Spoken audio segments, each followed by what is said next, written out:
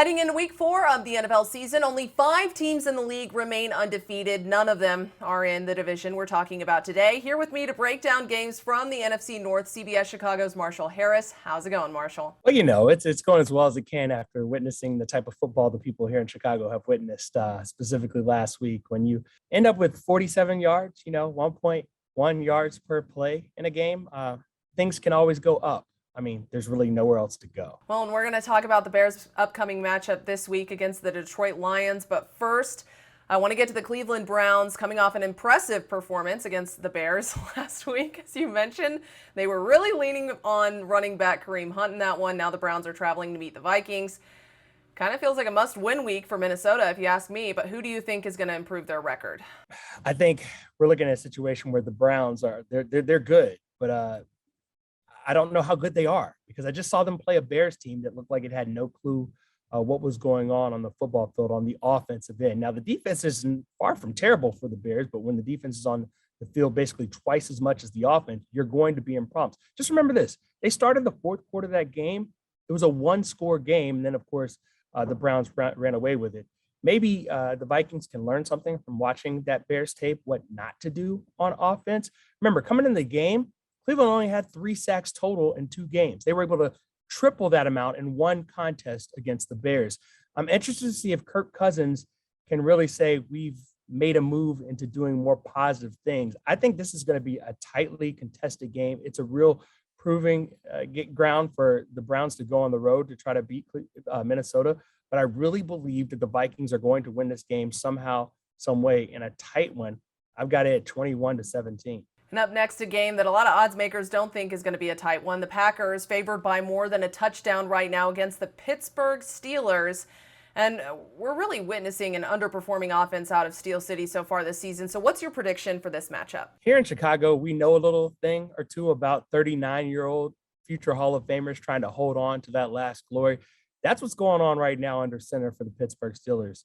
Ben Roethlisberger is washed. I think I can say that with a degree of confidence that the tape will bear that out. The thing is, can Mike Tomlin and the Steelers do anything about it to have them win more football games? I don't know the answer to that, but I do know this.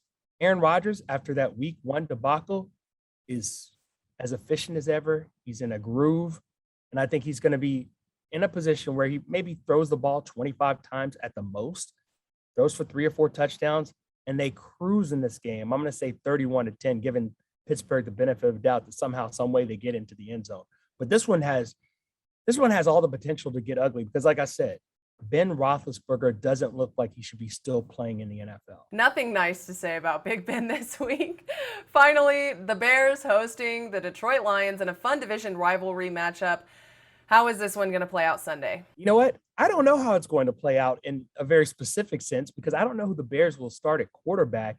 We're told by Matt Nagy that they don't know who the Bears are going to start at quarterback at all. Of course, depends on injury. Andy Dalton missed last week with a knee injury. Then Justin Fields, you take 9 sacks, you might get hit a few times in a way that you don't want to. He's got a dinged up hand.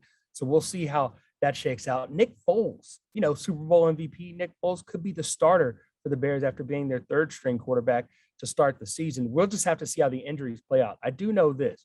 Matt Nagy says he doesn't want to reveal who's going to call plays.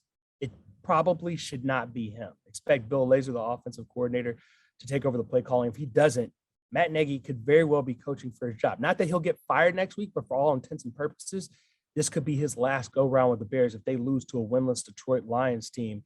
The Lions, they've got their own set of problems, giving up 4th and 19s at the end of games and watching the doinks off the uprights from 66 yards away. That's not how they want to end the game. But the Bears, we don't even know where they're going to start, or more specifically, who they're going to start. But I think because it is a home game, Bears find a way to eke this one out. I do mean eke it out.